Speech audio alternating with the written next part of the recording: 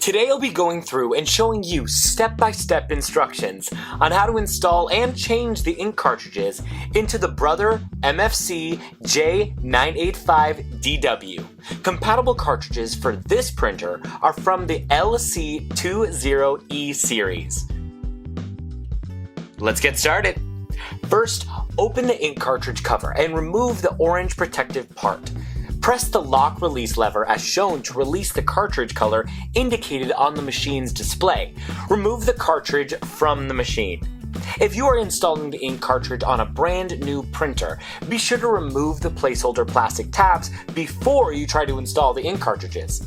If you are replacing empty ink cartridges, be sure to remove the old cartridges before starting.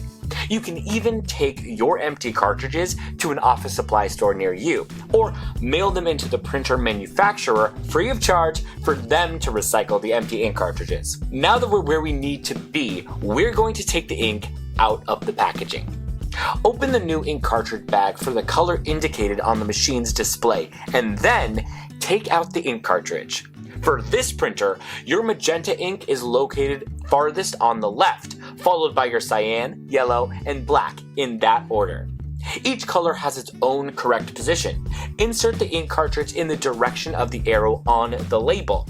If it is not fitting in easily, check to make sure you have it the right way up and that you are inserting it into the correct slot. Be careful not to touch the gold contact points on the cartridge or it may damage the cartridge.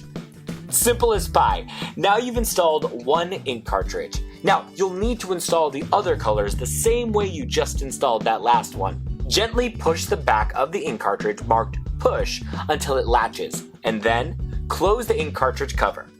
If turned on, the printer should automatically start recognizing the cartridges being in place and process them to begin the printing process. All done. Now you're ready to print.